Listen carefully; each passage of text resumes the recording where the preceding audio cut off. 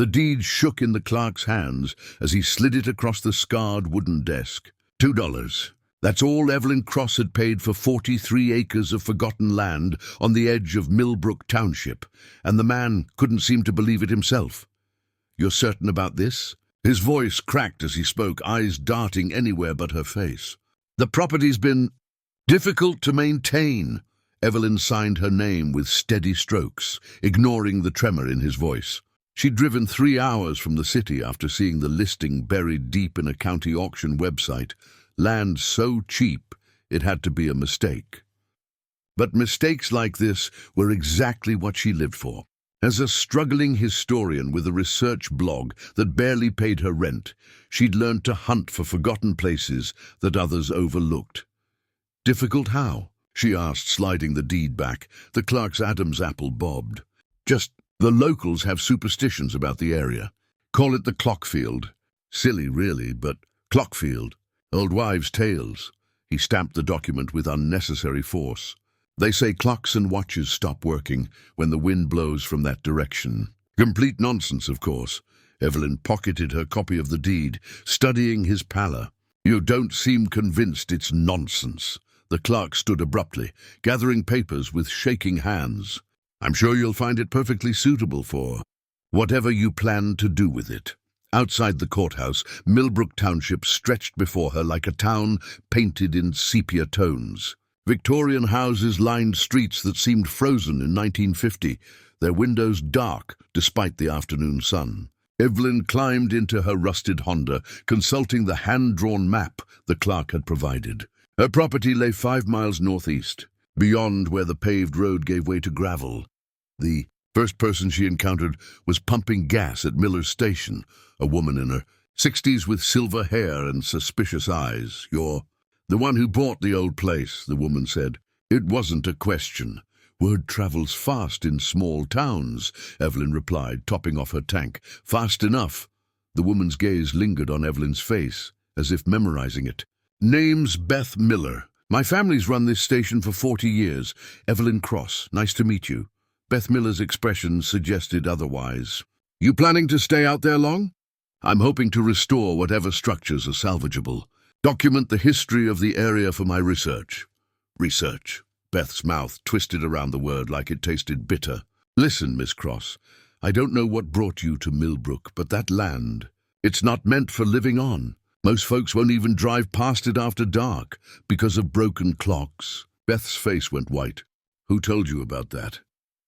"The clerk mentioned something called Clockfield." "Don't." Beth stepped closer, her voice dropping to an urgent whisper. "Don't go digging around out there asking questions. Some things are better left buried, you understand me?" Before Evelyn could respond, Beth had retreated into her station, the door slamming with a finality that echoed across the empty lot. The gravel road to her property wound through dense stands of pine that blocked out most of the afternoon light. Evelyn's Honda groaned up the inclines, rocks pinging against the undercarriage. After 20 minutes of driving, she spotted the rusted mailbox that marked her boundary. Line, though the numbers had long since faded away. Her first glimpse of the land made her breath catch 43 acres of rolling meadow, stretched before her, bordered by forest on 3 sides. In the distance, she could see the remains of what might have been a farmhouse, collapsed walls and a stone chimney reaching toward grey clouds. But it was the silence that struck her most profoundly. No birdsongs, no insect buzz, no rustle of wind through grass. The quiet felt deliberate, as if the land itself was holding its breath. Evelyn parked beside a cluster of overgrown lilac bushes and stepped out. The air smelled of rain and something else, something metallic that made her sinuses ache. She pulled her jacket tighter and walked toward the ruined house, her boots crunching on what she initially thought was gravel. It wasn't gravel. It was broken glass, thousands of tiny fragments from shattered clock faces scattered across the ground like crystalline snow.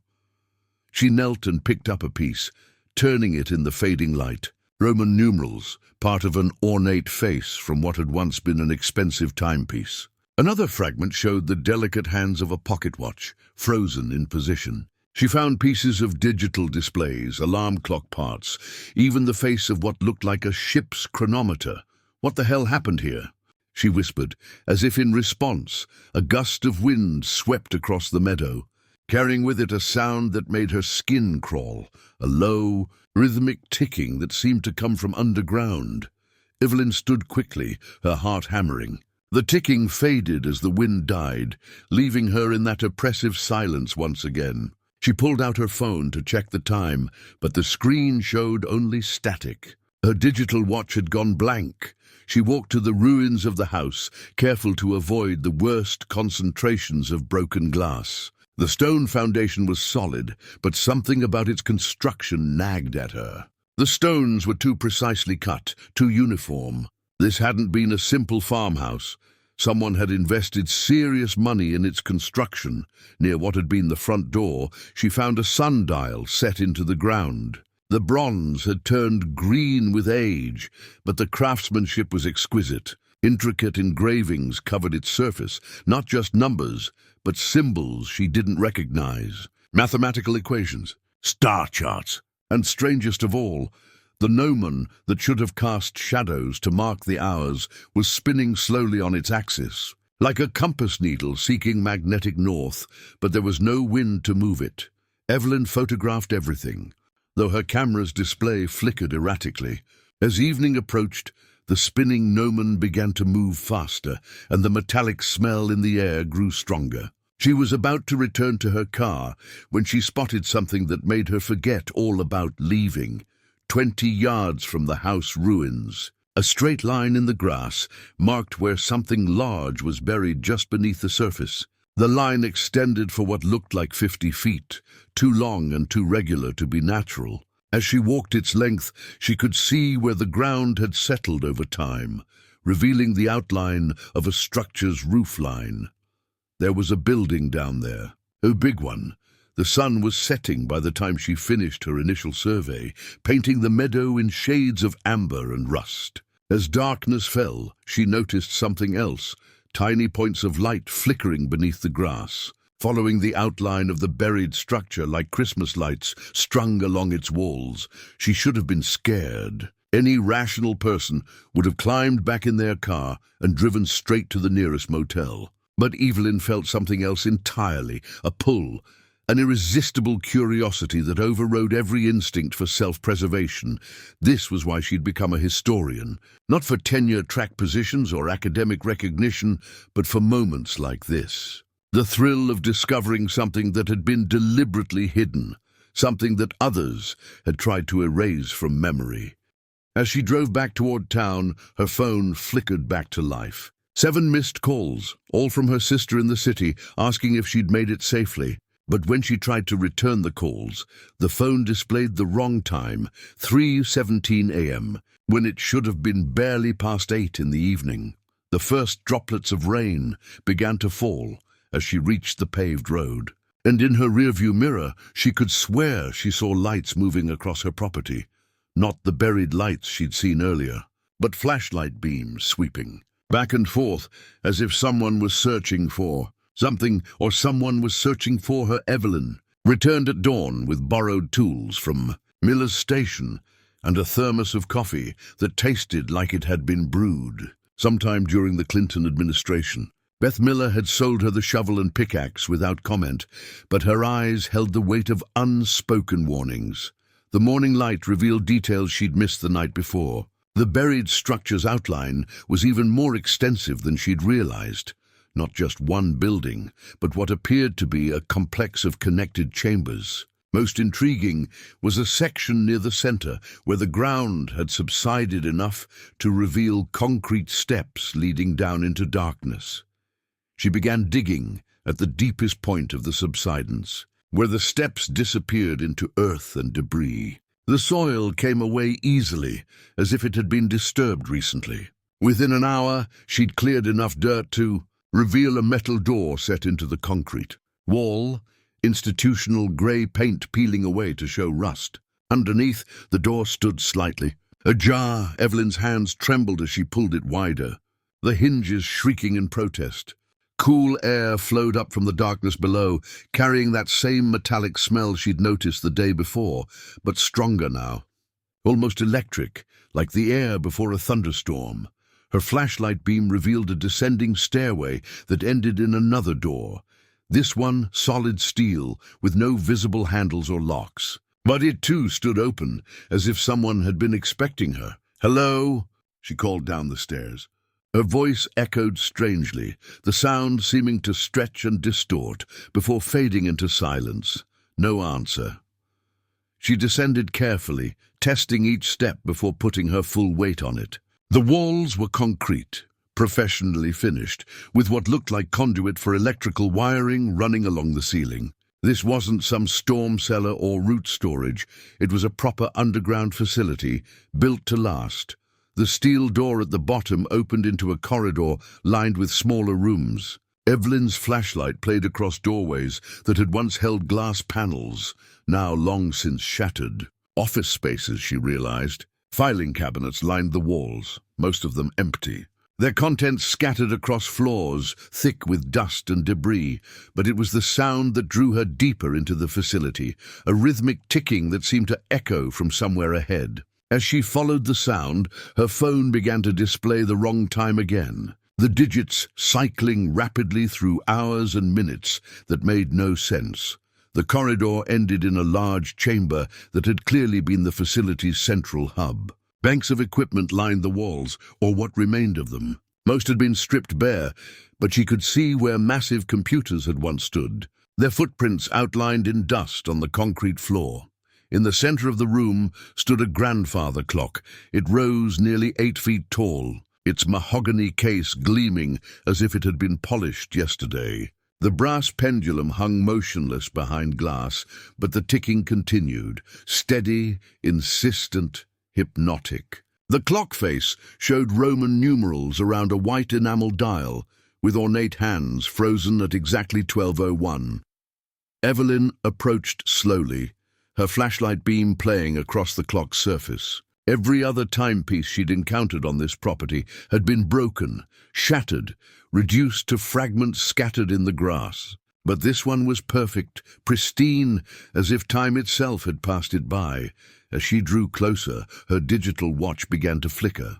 The numbers scrolled backward, then forward, then settled into a strobing pattern that hurt her eyes. She unstrapped it and dropped it to the floor, where it continued to flash erratically.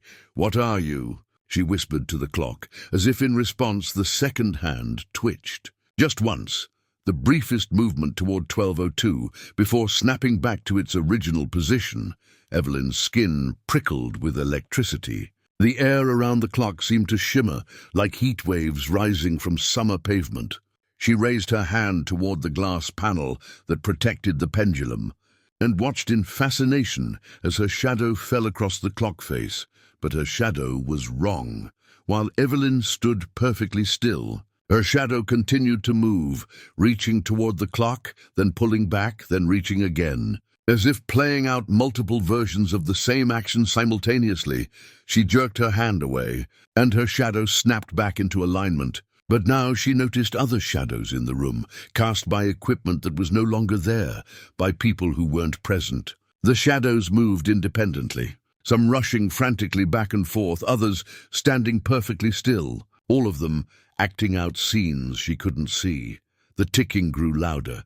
Evelyn forced herself to examine the rest of the room, though she couldn't shake the feeling that the clock was watching her. Filing cabinets along the walls had been ransacked, their contents strewn across the floor, but not randomly. Someone had been looking for specific documents, and they'd found them. What remained were fragments, shipping invoices for laboratory equipment, personnel files with names blacked out, and requisition orders for materials that made no sense in combination. Temporal displacement apparatus, chronometer calibration tools, quantum field generators. One partially burned document caught her attention, a memorandum dated 40 years ago, bearing the letterhead of something called the Meridian Research Institute.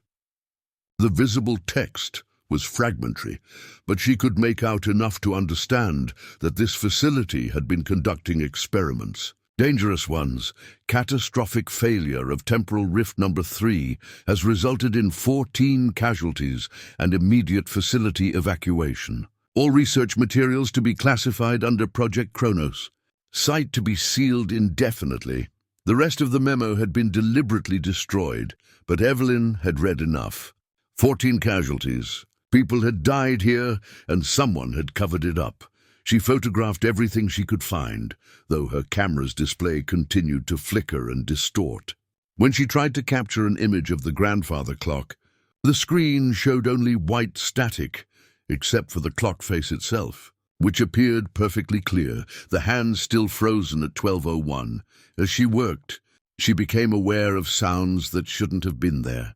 Footsteps echoing in adjacent corridors, voices calling out in languages she didn't recognize. The electronic hum of equipment that no longer existed. And underneath it all, that relentless ticking, growing faster and more insistent with each passing minute. It was time to leave, but as she turned to go, the grandfather clock chimed once, a deep, resonant note that seemed to come from the walls themselves. The sound reverberated through the facility, and in its wake, Evelyn heard something that made her blood run cold. A child's voice, distant and distorted, calling for help. She spun back toward the sound, her flashlight beam sweeping across empty corridors. "Hello? Is someone there?" Only silence answered. When she looked back at the grandfather clock, the hands had moved. Just slightly, just enough to notice 12:01 and 30 seconds.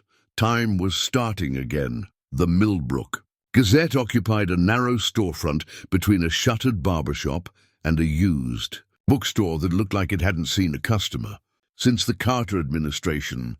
Evelyn had found the address by Googling local newspapers after her. Sleepless night in the town's only motel, a place where the wallpaper featured roses the size of dinner. Plates and the radiator clanged like a ghost in chains.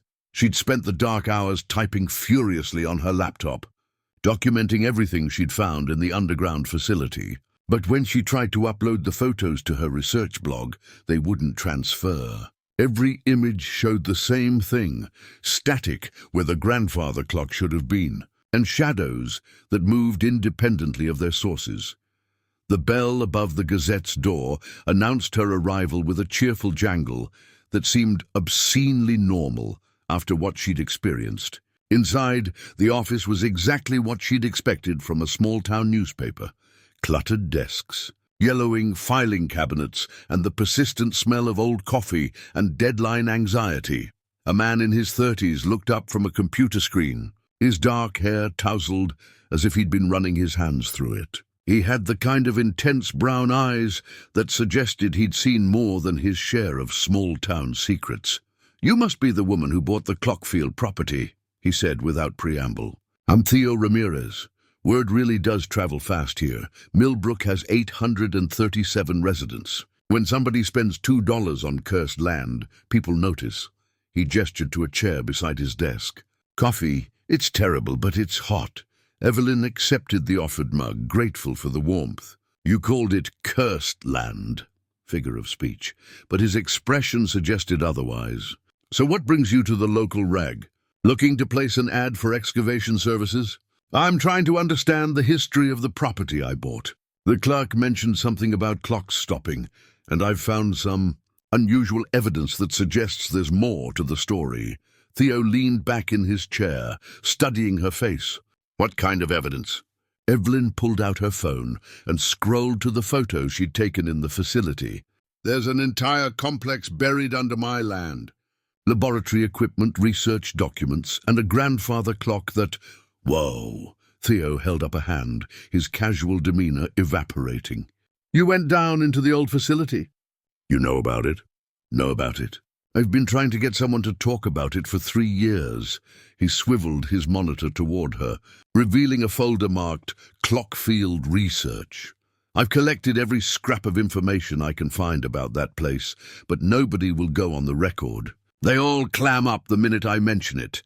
Evelyn felt a surge of relief. Finally, someone who didn't look at her like she was crazy. "What have you found?" Theo opened his folder, pulling out photocopied newspaper clippings yellowed with age. The Meridian Research Institute operated that facility from 1974 to 1984. Officially, they were conducting atmospheric research, studying weather patterns, electromagnetic anomalies, that sort of thing. But the power consumption reports don't match. They were drawing enough electricity to run a small city. He spread the clippings across his desk. Headlines jumped out at her. Local facility studies severe weather, and Meridian Institute brings jobs to Millbrook. But there were darker stories too. Buried in later editions, power outages plague Township, and residents report unusual phenomena. Then there's this. Theo handed her a clipping from August 1984. The headline read, "Research facility permanently closed after industrial accident." Evelyn scanned the brief article. 14 people injured in an equipment malfunction. Facility sealed for public safety. No further details available. 14 people, she murmured. That matches what I found in the documents down there. Injured is a polite way of saying killed, Theo said grimly. I've searched death records, hospital admissions, everything. Those 14 people vanished completely. No burial records, no next of kin notifications, nothing. Someone covered it up. Someone with serious influence. The kind of influence that can make inconvenient questions disappear along with inconvenient people. He leaned forward, his voice dropping. I think that someone is still around, still making sure certain truths stay buried. Before Evelyn could respond, the door chimed again.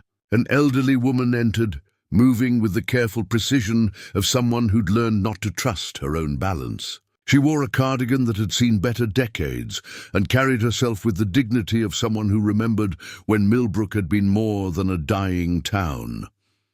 Theodore, she said, nodding to Theo. I heard we had a visitor interested in local history. Mrs. Hawthorne, this is Evelyn Cross. She's the one who bought the old property. Lydia Hawthorne's eyes sharpened as she studied Evelyn's face.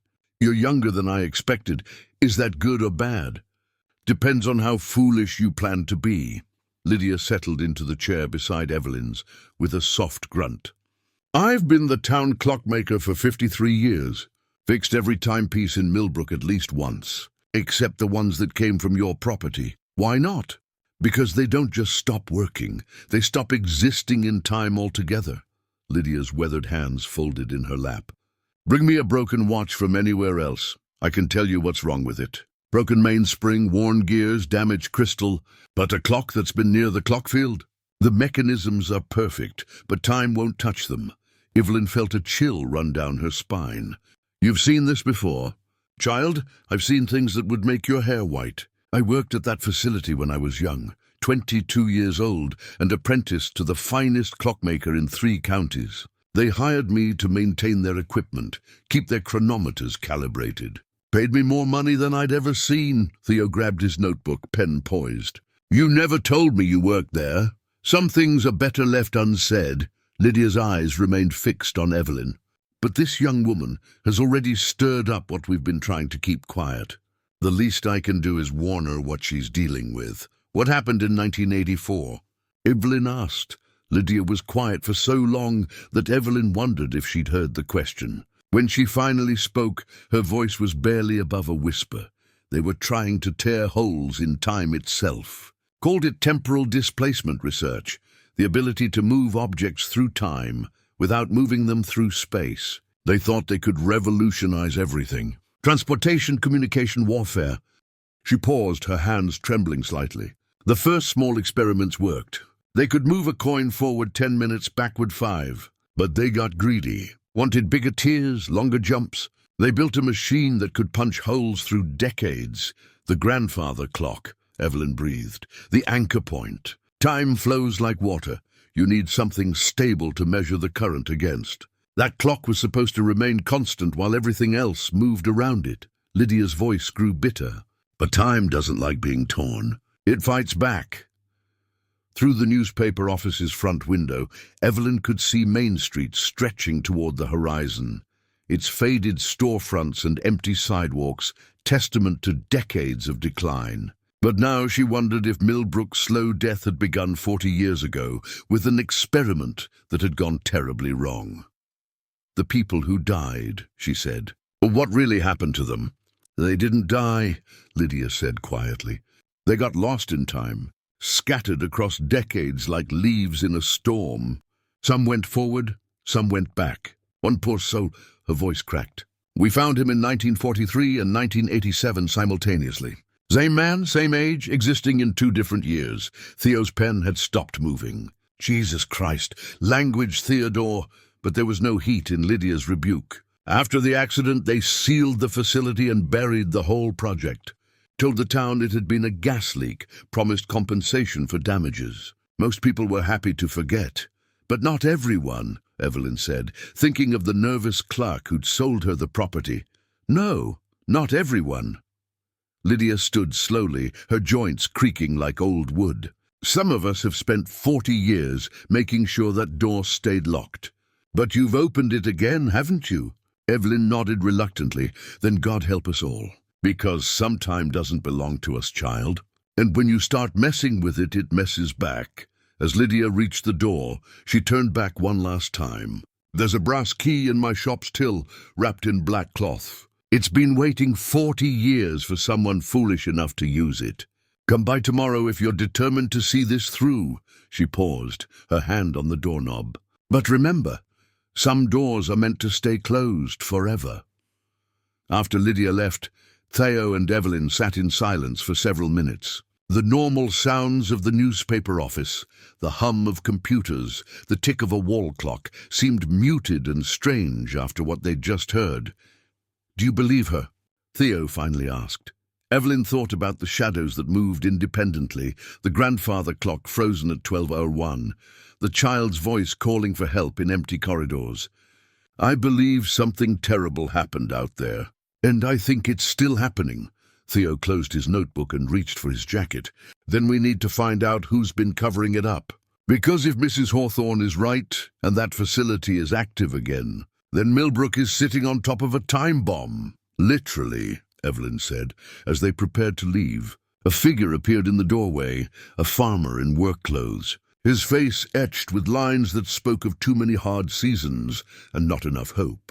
Evelyn recognized him from the gas station, one of the men who'd watched her with suspicious eyes.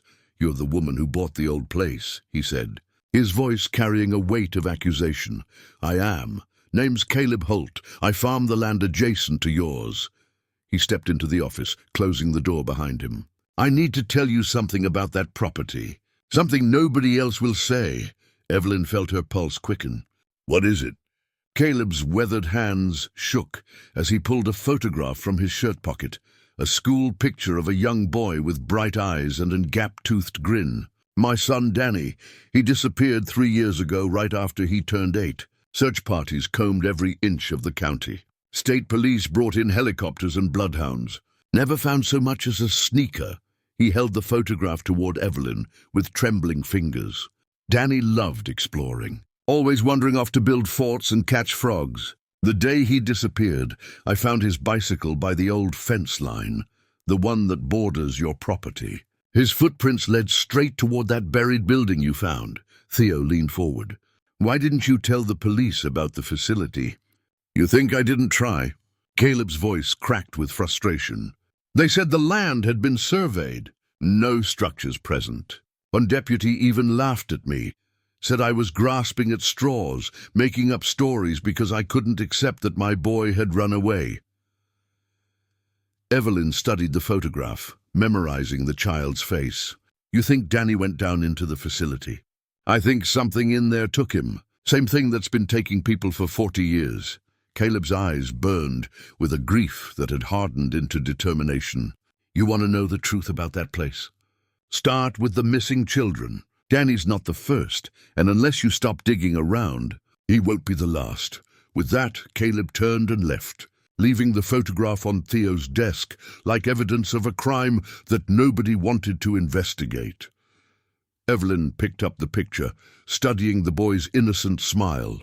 Somewhere beneath her property, past the grandfather clock and the moving shadows, Danny Holt might still be alive. Lost in time, crying for help that nobody could hear unless she found a way to bring him home. The brass key felt warm in Evelyn's palm, as if it had been waiting decades for her touch. Lydia Hawthorne had wrapped it in black cloth so old it crumbled at her fingers. And when she'd handed it over that morning, her weathered face had carried the weight of 40 years of regret. "This opens more than locks," Lydia had whispered. "It opens doors that should stay closed forever." Now, as midnight approached, Evelyn stood at the entrance to the underground facility with Theo beside her, both of them armed with heavy-duty flashlights and a courage neither quite felt. The darkness seemed thicker tonight, pressing against their light beams like something alive. "Last chance to walk away," Theo said, though his grip on his camera suggested he had no intention of leaving. "Danny Holt is down there somewhere," Evelyn replied, "along with 13 other people who've been lost for 40 years. Walking away isn't an option." They descended the concrete steps, their footsteps echoing strangely in the enclosed space. The steel door at the bottom stood exactly as Evelyn had left it, slightly ajar, as if breathing. But tonight the metallic smell was stronger, charged with electricity that made their hair stand on end. The grandfather clock dominated the central chamber, its mahogany case gleaming in their flashlight beams. The hands still pointed to 12:01, but the ticking had grown louder, more insistent. Evelyn could feel the rhythm in her bones, synchronizing with her heartbeat, until she couldn't tell where the clock ended, and she began. "There," Theo whispered, pointing to something Evelyn had missed in her previous exploration. Set into the floor near the base of the grandfather clock was a circular hatch, about 3 feet in diameter. Heavy steel, with a wheel lock in the center and warning symbols stenciled around its rim. Most of the paint had faded, but she could still make out fragments, authorized personnel only, and temporal hazard. "That's what the key opens," Evelyn said. Though she wasn't sure how she knew, the brass key slid into a barely visible slot beside the wheel lock with a soft click. Immediately lights began flickering to life throughout the facility. Not electric bulbs, but points of cold blue radiance that seemed to come from the walls themselves. The ticking of the grandfather clock grew thunderous. Theo grabbed her arm. "Evelyn, look at the lights." The blue illumination wasn't turning on in sequence. It was turning on backward, fixtures at the far end of the facility glowing first. Then the lights progressively closer to them, as if electricity was flowing in reverse through circuits that shouldn't exist. "Time's moving wrong here," she breathed. The wheel lock turned easily under her hands, as if it had been opened recently. The hatch swung upward on silent hinges, revealing a vertical shaft that descended into absolute darkness. But as their flashlight beams penetrated the depths, they could see metal rungs set into the wall, a ladder leading down to whatever lay at the heart of the facility. "Jesus," Theo whispered, his voice echoing strangely in the shaft. "How deep does this go?" From somewhere far below came a sound that made them both freeze, voices calling out in overlapping conversations, as if dozens of people were talking simultaneously. But the voices were wrong, distorted, some of them speaking backward while others seemed to skip and repeat like broken recordings, and underneath it all, clear and heartbreaking, a child's voice calling for his father. "Danny," Evelyn whispered. She swung her legs over the edge of the hatch before Theo could stop her. The ladder rungs were cold against her palms, and with each step downward, the voices grew clearer. Not just Danny's voice, but others, men and women speaking in urgent, frightened tones about temporal displacement and containment failures, and something called the primary rift. "Wait for me," Theo called softly, following her down into the darkness.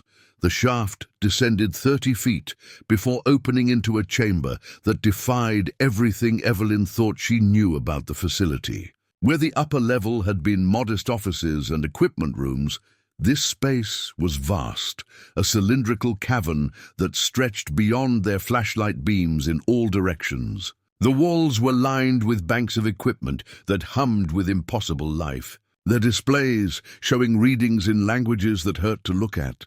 But it was the center of the chamber that stole her breath. Suspended in a framework of metal scaffolding was a tear in reality itself. The rift hung in the air like a wound in the world, roughly circular and perhaps 10 feet across. Through it, Evelyn could see fragments of other times, other places, glimpses of the facility as it had been 40 years ago, overlaid with visions of what it might become. Scientists in white coats moved frantically around equipment that both existed and didn't exist. Children played in a meadow that was simultaneously empty and full of wildflowers, and at the edge of her vision, she saw Danny Holt. The boy stood on the other side of the rift, but not entirely. Part of him existed in the present, while part remained trapped in the moment of his disappearance 3 years ago. He was 8 and 11 simultaneously, his child's face overlaid with features that aged and reversed in endless loops. "Daddy?" he called, his voice carrying across impossible distances. "I can't find my way home." Theo raised his camera. But the flash revealed things that weren't there in the steady light. Shadows of people who had died decades ago. Equipment that had been dismantled. Rooms that extended in directions that couldn't exist. When the afterimage faded, the display showed only static. "Don't," Evelyn warned. "The camera can't process what it's seeing." She approached the rift cautiously, feeling the air grow thick and strange around her. Time moved differently here. Her footsteps echoed before she took them. Her shadow fell across the floor before she moved. The closer she got to the tear in reality, the more she could see through it. Glimpses of the past flickered like television channels. Scientists celebrating a successful experiment. The same scientists screaming as their equipment overloaded. A young woman in a clockmaker's apron, Lydia Hawthorne, frantically trying to shut down systems that had already moved beyond human control. And in one terrible moment, she saw the accident itself. The primary rift had started small, contained within a chamber designed to hold it. But something had gone wrong with the temporal anchors. The tear in time had begun to expand, pulling in everything around it: equipment, furniture, people. 14 researchers had been caught in its gravitational pull, stretched across decades like images in a funhouse mirror. They hadn't died. They'd been scattered through time, existing simultaneously in multiple moments, unable to return to any single when. She could see them now, trapped in the rift's edge, aging and growing young in endless cycles. "My God," Theo whispered. "They're still alive in there." One of the trapped researchers turned toward them, a middle-aged man in a lab coat whose face cycled through expressions of hope, terror, and resignation. When he spoke, his words arrived in the wrong order, syllables reversed and overlapping. "Help. Can't. Trapped. 40 years. Close the... Before it what?" Evelyn called out, but the man's image was already fading, cycling back through time to the moment of the accident. In his place, she saw a woman holding what looked like a notebook, frantically writing in it even as time tore her apart. The notebook fell from her dissolving hands, tumbling through the rift to land at Evelyn's feet. She picked it up with trembling fingers. The pages were filled with handwriting that changed as she watched. Words appearing and disappearing, sentences rewriting themselves as the timeline shifted. But one entry remained constant, burned into the paper by repetition across countless temporal loops. Day 14, 247 of containment failure. The rift grows stronger. Each temporal incursion expands its reach. We estimate 6 months before it reaches critical mass and begins consuming local spacetime. If anyone finds this record, you must understand, the Meridian Institute was not conducting atmospheric research. We were building a weapon that was supposed to win wars by erasing the enemy's timeline. Instead, we've created a cancer in time itself. The only way to stop it is to... The entry cut off there, the ink fading as if the writer had been pulled away mid-sentence. "Evelyn." Theo's voice was tight with fear. "Look at your hands." She looked down and felt her heart stop. Her hands were aging and growing young in rapid cycles, wrinkles appearing and disappearing, her skin cycling through decades of change in seconds. The effect was spreading up her arms, and she could feel time itself flowing around her like water. "The rift is pulling me in." She gasped, trying to step backward. But movement was wrong here. Each step took her both closer and farther away, forward and backward through space and time simultaneously.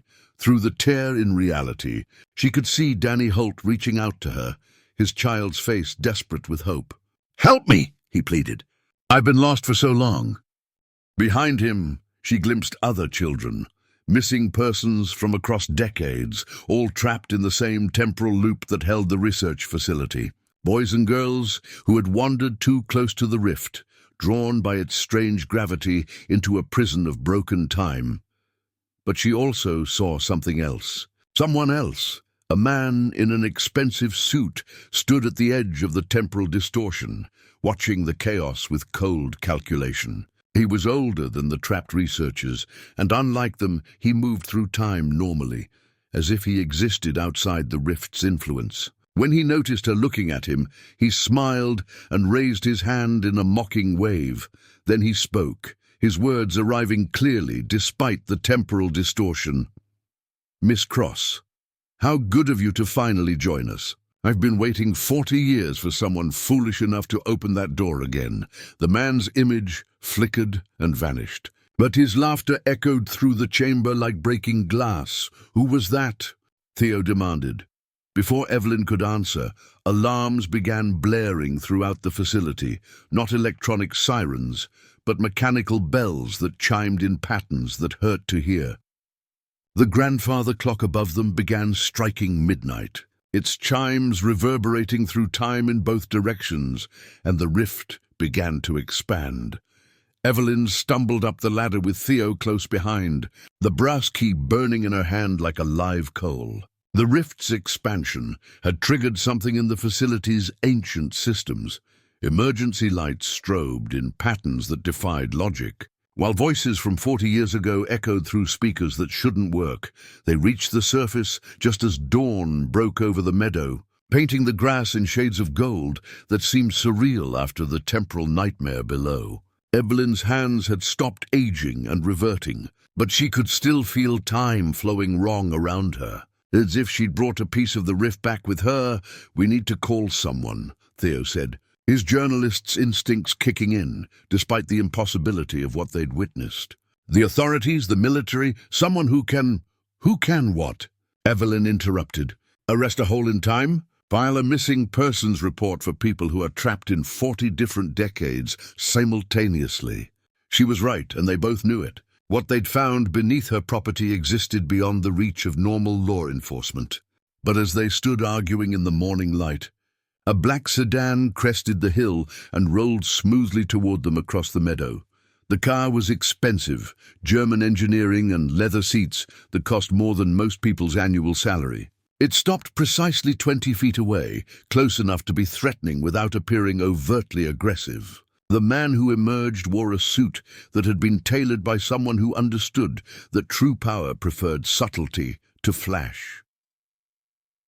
Jonas Mercer was perhaps 60 years old, with silver hair and eyes the color of winter sky. He moved with the confident ease of someone who had never been denied anything he truly wanted. When he smiled, it was the practiced expression of a man who knew that charm was just another tool for getting his way. "Miss Cross," he said, extending a manicured hand.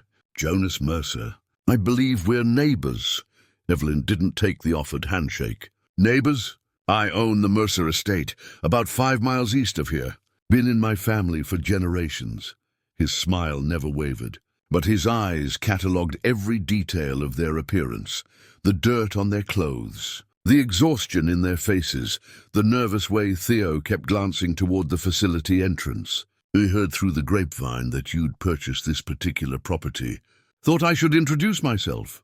Nice of you to drive all the way out here so early in the morning," Theo said, his voice edged with suspicion. "Oh, I was up anyway. I'm an early riser, habit from my business days. Made my fortune in defense contracting, you know. Retired now, of course, but old habits die hard." Jonas's gaze settled on Evelyn with uncomfortable intensity. "I actually came to make you an offer, Miss Cross. I'd like to purchase your property. It's not for sale. Everything's for sale at the right price."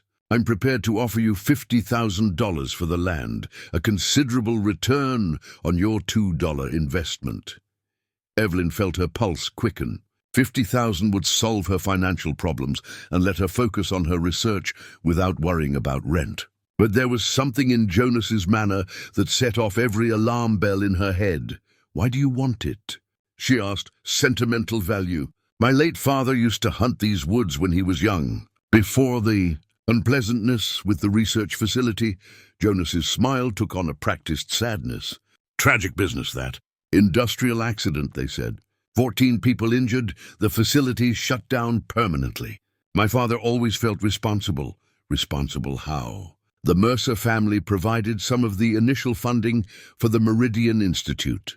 Father thought he was investing in weather research, noble goals, helping farmers predict storms and such. When it all went wrong, he blamed himself for not asking more questions. Jonas walked closer, his expensive shoes crunching on the broken clock faces that still littered the ground. "That's why I'd like to buy the property, Miss Cross. Turn it into a memorial garden for those who were lost. Something beautiful to replace the ugly memories." "The people weren't lost," Evelyn said carefully. "They were killed, of course. Poor choice of words on my part." But Jonas's eyes remained cold, calculating.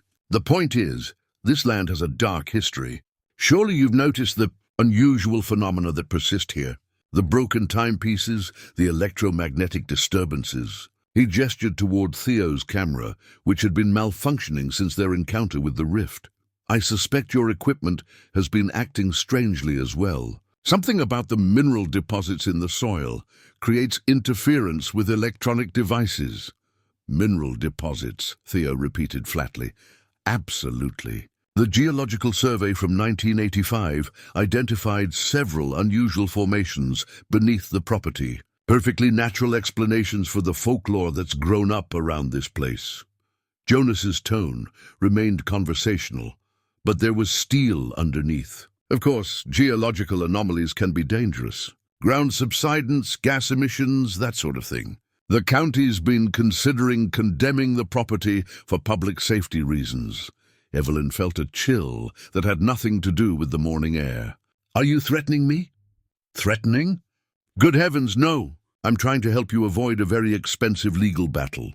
Condemnation proceedings can drag on for years, and the lawyer's fees alone." He shook his head sympathetically. "Much better to sell now, while you can still name your price. And if I refuse?" Jonas's smile finally slipped, revealing something predatory underneath. "Then you'll discover that small towns can be very unforgiving places for outsiders who don't respect local customs. Your research blog, for instance.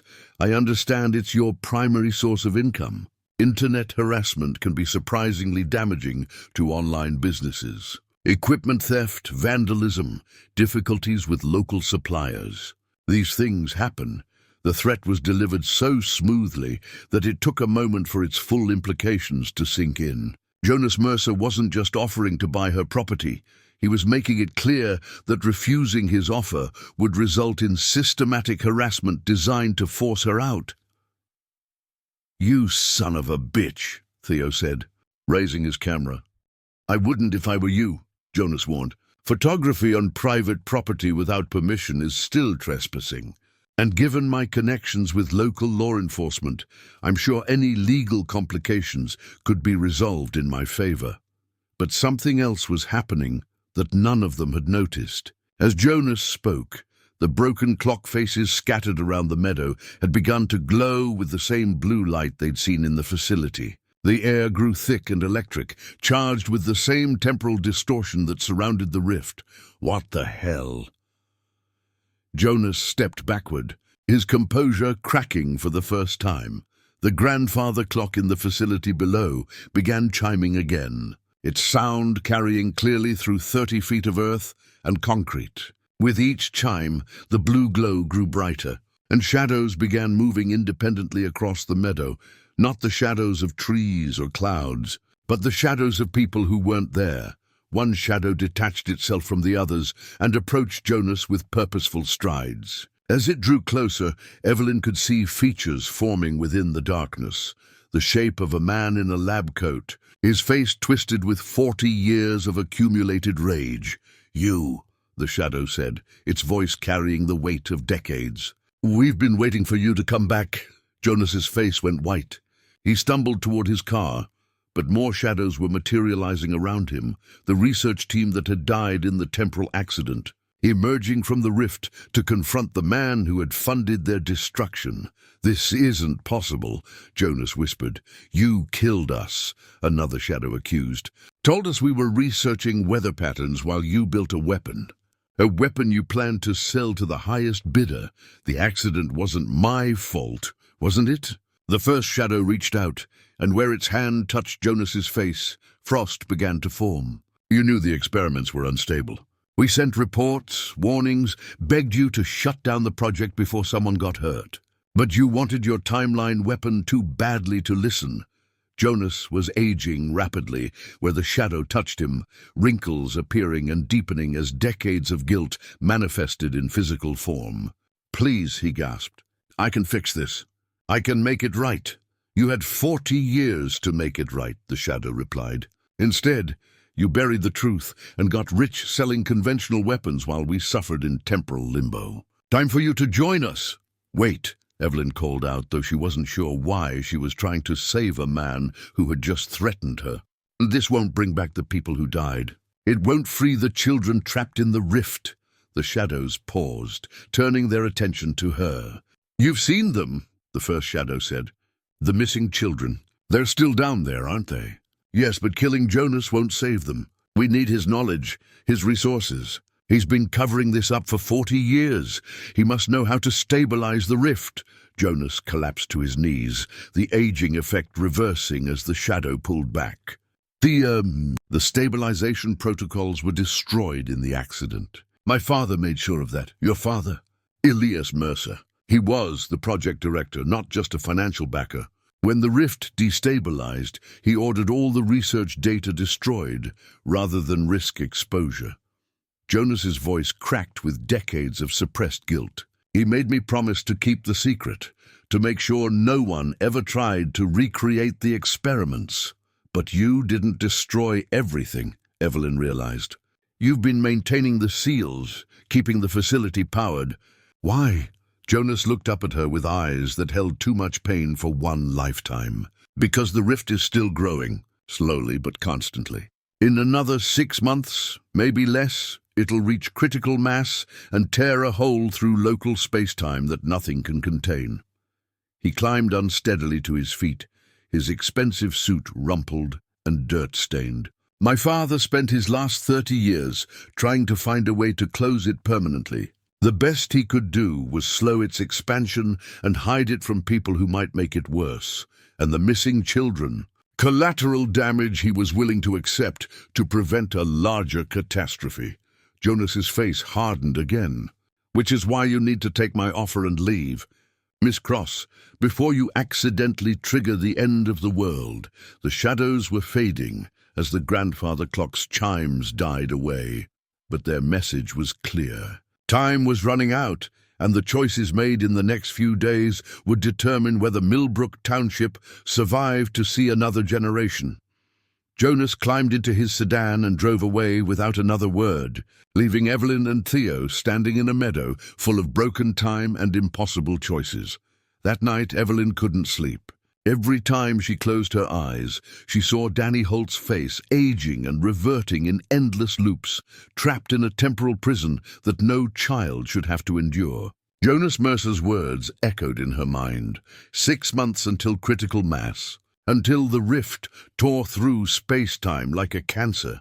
But it was the notebook she'd recovered from the facility that truly kept her awake. She'd been studying it by lamplight in her motel room, watching words appear and disappear as the timeline shifted. Most of the entries were fragmentary, but one section remained stable enough to read, "Personal log, Dr. Sarah Chen, Day 47 of Project Kronos. The temporal displacement experiments are proceeding beyond our wildest expectations. We've successfully moved objects up to 6 hours into the future and retrieved them intact. The applications are staggering. Imagine being able to send supplies to besieged cities, evacuate civilians before disasters occur, or deliver weapons to any point in history. But Director Mercer is pushing us to expand the parameters. He wants to test human subjects to see if living tissue can survive temporal displacement. Some of the team have expressed concerns about the ethical implications, but the funding is too substantial to ignore. The Meridian Institute has promised us unlimited resources if we can deliver a working prototype. I've been having strange dreams lately, visions of myself trapped in an endless loop, aging and growing young while screaming for help that never comes. Dr. Williams says it's just stress, but I can't shake the feeling that we're making a terrible mistake. The entry ended there, but at the bottom of the page, someone had written in different handwriting, "Sarah was right. We should have listened." E.M. Elias Mercer. Jonas's father had known the experiments would end in disaster, but he'd pressed forward anyway. Now his son was trying to contain a problem that had been 40 years in the making. At 3 in the morning, Evelyn gave up on sleep and drove back to the property. She told herself she was just going to check on the facility, make sure the rift hadn't expanded further. But deep down, she knew she was hoping to find some way to communicate with the people trapped inside. Theo was already there when she arrived, sitting on the hood of his car and staring at the stars. Couldn't sleep either. Jonas said the rift would reach critical mass in 6 months. What if he's wrong? What if it happens sooner? Then we find a way to stop it. He slid off the car hood and grabbed his camera bag. I've been thinking about what those shadows said. That Jonas's father destroyed the stabilization protocols. But what if he didn't destroy everything? What if he hid backup data somewhere? They descended into the facility together, but something had changed since their morning encounter with Jonas. The blue lights were brighter now, pulsing in rhythm with the grandfather. Clocks ticking. The air itself seemed thicker, charged with temporal energy that made their skin tingle. In the lower chamber, the rift had definitely expanded. What had been a 10-foot tear in reality was now closer to 15 feet across, and the edges were becoming less stable. Fragments of different time periods bled through, glimpses of the facility under construction, overlaid with visions of its eventual decay. But it was the people trapped inside who drew Evelyn's attention. They were more visible now, more solid, as if the rift's expansion was strengthening their connection to the present. Danny Holt stood near the edge of the temporal distortion, no longer cycling through different ages. He looked exactly as he had in the photograph his father had shown them, 8 years old, confused and desperately homesick. "Danny," Evelyn called out. "Can you hear me?" The boy turned toward her voice, his eyes lighting up with hope. "Are you here to take me home? I'm trying to find a way. Can you tell me what happened? How did you get trapped in there?" Danny's young face scrunched in concentration. "I was exploring the old building. There was a hole in the ground, and I could hear music coming from inside. Pretty music, like a music box. When I climbed down to look, everything got all sparkly and weird. The music, was it coming from a clock? A big grandfather clock. It was ticking really loud, and the numbers on its face were moving around like they were dancing." Danny's voice grew smaller. "I tried to touch it, and then everything went wrong. The room started spinning, and I saw myself get old and young and old again. I've been stuck here ever since." Behind Danny, other figures moved through the temporal distortion, the research team that had died in the original accident, but also others. Men and women in clothing from different decades, children who had wandered too close to the rift over the years, all of them trapped in the same endless loop. "Conscious and aware but unable to escape, there are so many of them," Theo whispered, raising his camera. But as he focused the lens, something unexpected happened. Instead of static, the camera's display showed clear images of the people trapped in the rift. Not just their current state, but their entire temporal existence simultaneously. Danny appeared as an 8-year-old, an 18-year-old, and an 80-year-old all at once. His life spread across decades like frames in a film strip. "Jesus," Theo breathed. "The camera can see their whole timeline." Evelyn grabbed his arm. "Keep filming.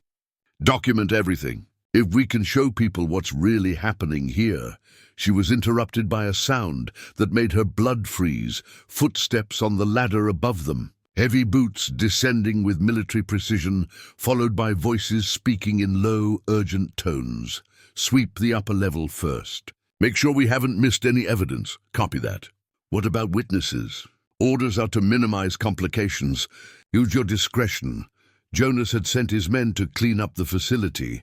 Evelyn and Theo looked around frantically for another way out. But the chamber had only one entrance. They were trapped between an expanding temporal anomaly and armed men who clearly had no intention of letting them leave with what they'd discovered.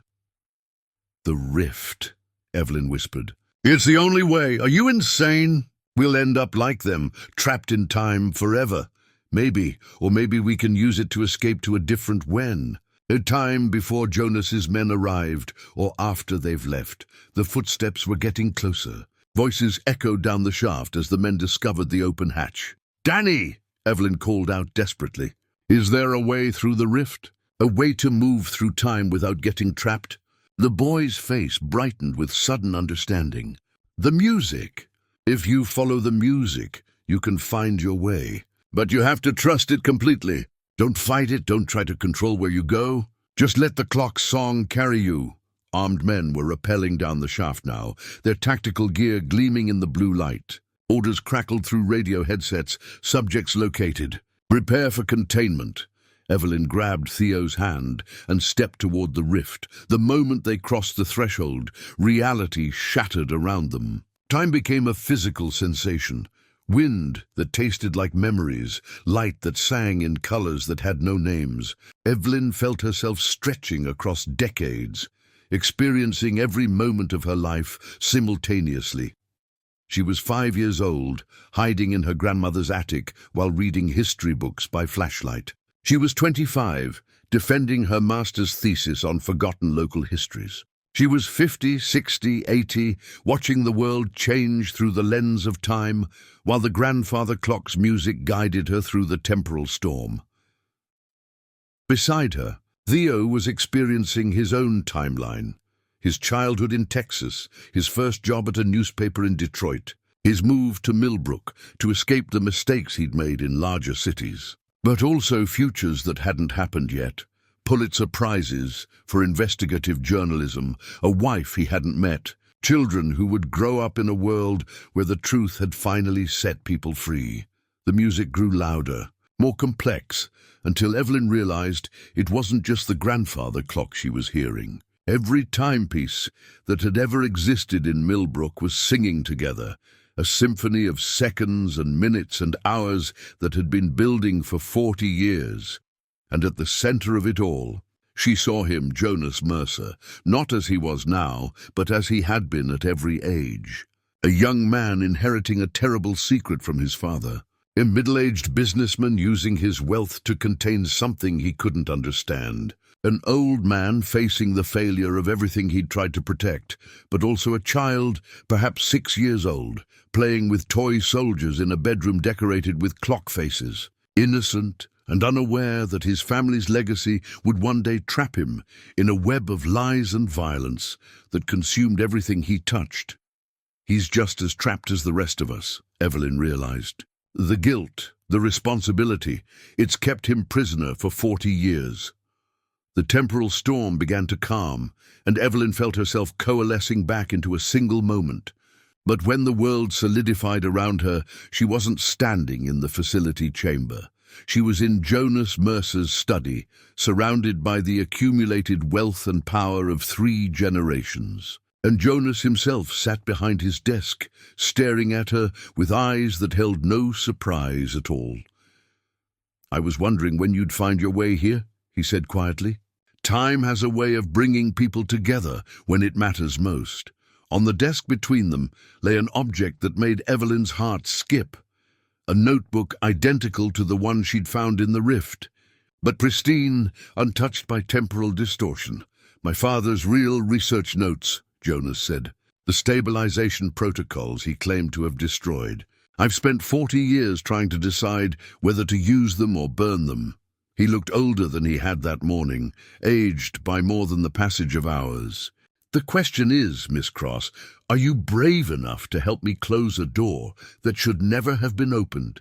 The notebook felt heavier than it should have, as if 40 years of suppressed truth had given it physical weight. Jonas's study smelled of old leather and expensive whiskey, but underneath lay that familiar metallic scent that seemed to follow the temporal distortions everywhere. "Dr. Miriam Kessler contacted me yesterday," Jonas said, pouring himself 3 fingers of bourbon. "Claims she can stabilize the rift using my father's protocols. Problem is, I don't trust her motives."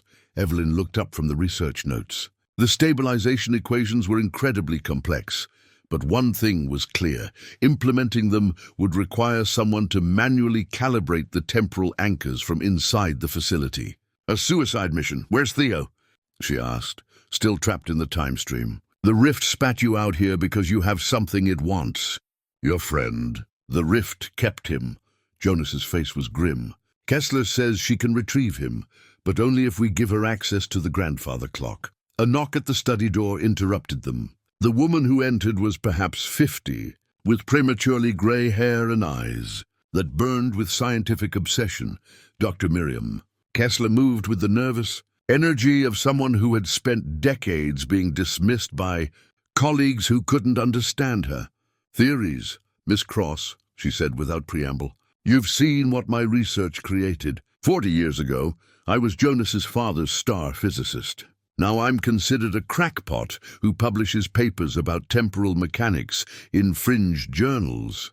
Because you helped build the weapon that killed 14 people." Evelyn replied, "Because I tried to stop it." Miriam's voice cracked with old pain. "When I realized what Elias Mercer really wanted, a timeline weapon that could erase entire military units from history, I sabotaged the primary containment system. I thought destroying the project was worth the risk." Jonas set down his glass hard enough to splash bourbon across his desk. "You caused the accident?" "I prevented a war crime. Your father planned to sell temporal displacement technology to the highest bidder. Imagine terrorist groups with the ability to assassinate world leaders before they were born.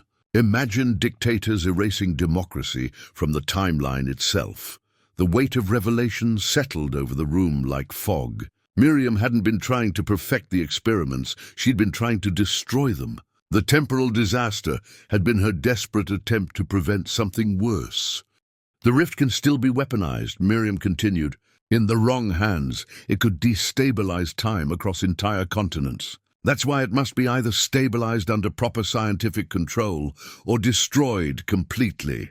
"And you want to control it," Evelyn said. "I want to understand it. 40 years of exile have given me insights that no other physicist possesses. The temporal mathematics, the quantum implications.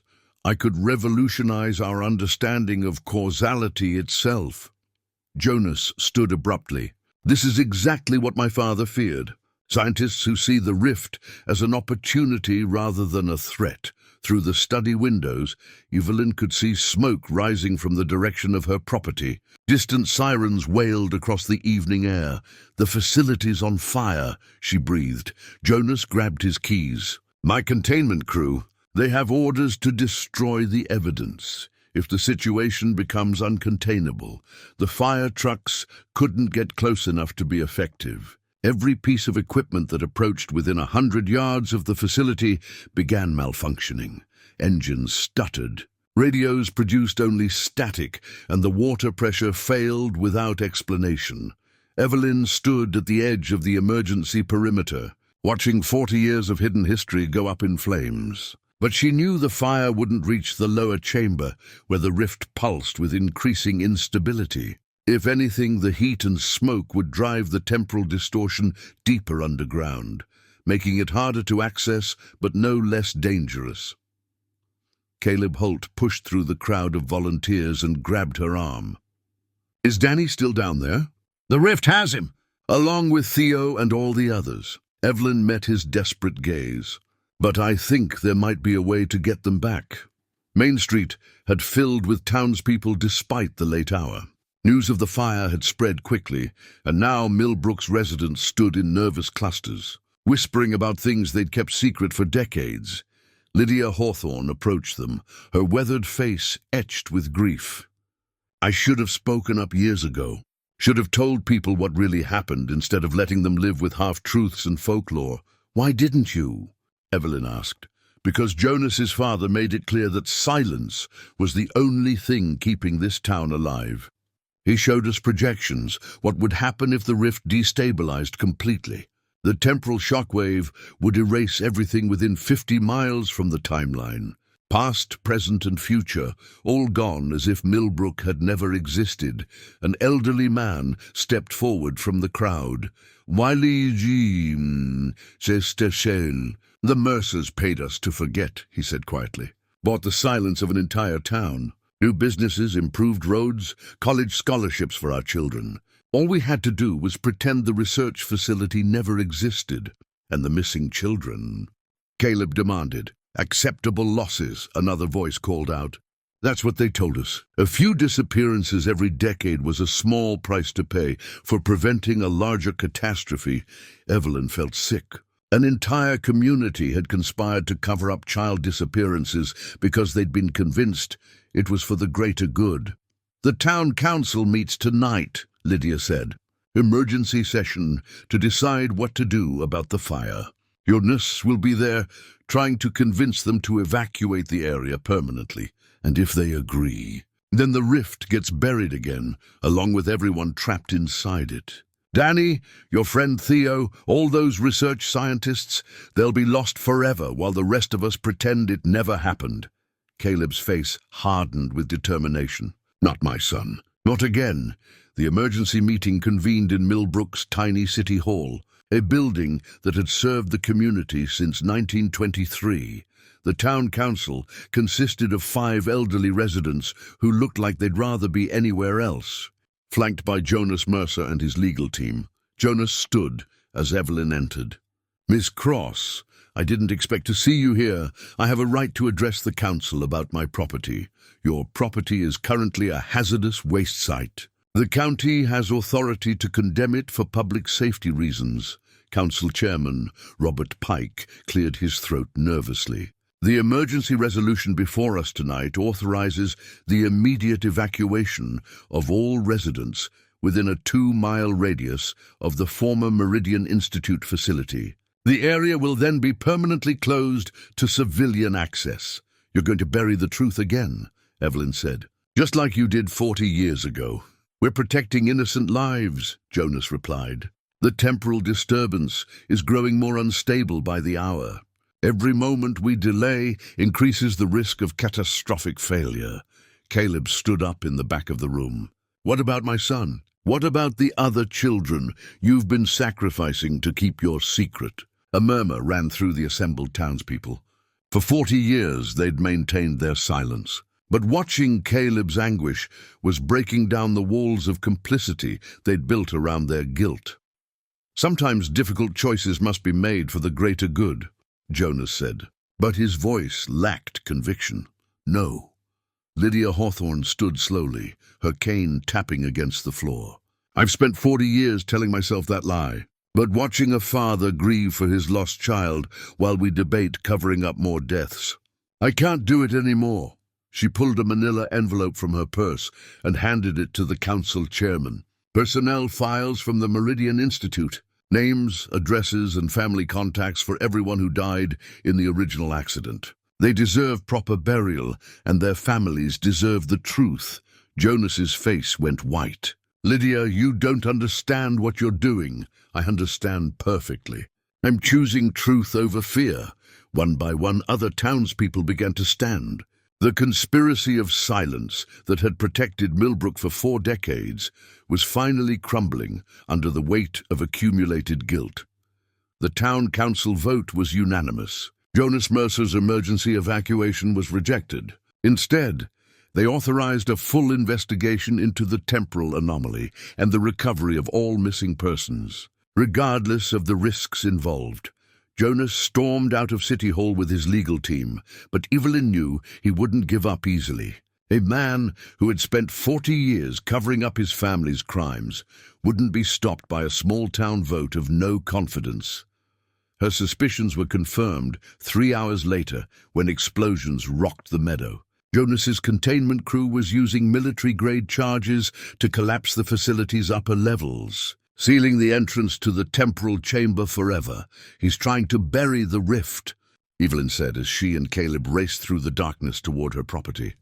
If he brings down enough concrete and debris, no one will be able to reach the people trapped inside. They arrived to find the facility's entrance buried under tons of rubble. Where the concrete steps had once descended into the earth, now only a smoking crater remained.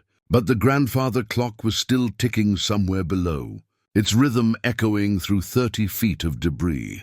Dr. Miriam Kessler emerged from the tree line, carrying a device that looked like a combination metal detector and seismograph. "The primary temporal chamber is intact," she announced, "but the access shaft has been completely destroyed."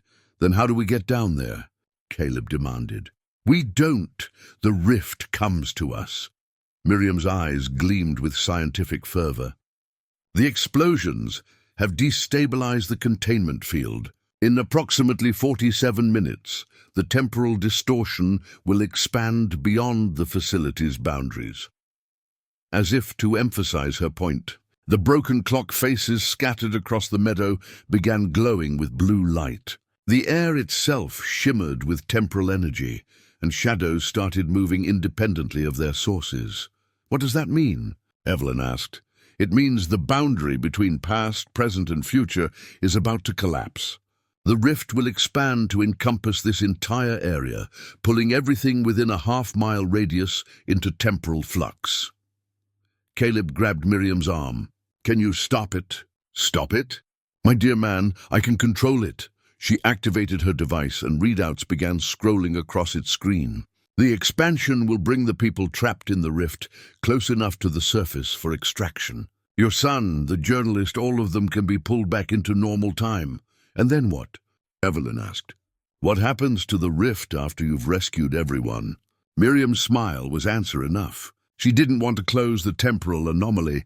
She wanted to harness it. 40 years of exile had driven her to obsession, and she saw the expanding rift as her chance to vindicate decades of ridiculed research. "You can't control something like this," Evelyn protested. "It's not a laboratory experiment anymore. It's a wound in time itself." "Exactly. And wounds can be studied, analyzed, understood. Think of the possibilities. Controlled time travel, temporal communication, the ability to observe any moment in history directly. I could revolutionize physics." The grandfather clock's ticking grew thunderous, echoing across the meadow like the heartbeat of time itself. Cracks appeared in the ground, spreading outward from the buried facility in geometric patterns that hurt to look at. And then, impossibly, people began emerging from the cracks. Danny Holt climbed up through a fissure near the property line, looking exactly as he had 3 years ago, but moving with the confused disorientation of someone who had experienced decades in temporal prison. Behind him came others, research scientists in lab coats from 1984, children from various decades, all of them blinking in the starlight like refugees from a war against time itself. "Danny!" Caleb ran toward his son, but Evelyn caught his arm. "Wait, look at them carefully. The rescued people weren't entirely solid. They flickered between existence and non-existence, sometimes appearing transparent, sometimes casting shadows that belonged to different time periods. They were free of the rift, but not free of its effects." Theo emerged from another crack, his camera still clutched in his hands. When he saw Evelyn, relief flooded his face. But when he tried to speak, his words came out in the wrong order, syllables rearranging themselves as temporal distortion continued to affect his timeline. "Evelyn found the back," he managed. Dr. Kessler was frantically adjusting her equipment, trying to stabilize the emerging victims. But with each person who climbed up from the temporal cracks, the rift's expansion accelerated. The very act of rescue was making the situation worse. It's feeding on their temporal displacement, Evelyn realized. Every person who escapes gives it more energy to grow. Jonas Mercer's sedan crested the hill at dangerous speed, sliding to a stop near the edge of the expanding distortion field. He emerged with a briefcase handcuffed to his wrist and desperation written across his face. "You've doomed us all," he shouted over the temporal storm. "The rift is approaching critical mass. In 10 minutes, maybe less, the expansion will become irreversible." He unlocked the briefcase with shaking hands, revealing a device that looked like a sophisticated detonator. "My father's final failsafe. It won't close the rift, but it will collapse the local timeline entirely. Everything within 50 miles will be erased from history, past, present, and future. Including your son," he said to Caleb, "including all of us. But the rest of the world will survive." The choice was impossible: let the rift expand until it consumed everything, or trigger a localized temporal apocalypse that would erase Millbrook from existence completely. As the grandfather clock's chimes began striking midnight, time itself held its breath, waiting for someone to decide the fate of everyone they'd ever loved. Evelyn's hand closed over Jonas's finger on the detonator. "There's another way." She pulled the brass key from her pocket, Lydia's key that opened more than locks. "If the rift feeds on temporal displacement, we give it what it wants, all of it. Every second of stolen time at once." Jonas's eyes widened in understanding. "You'll create a temporal feedback loop.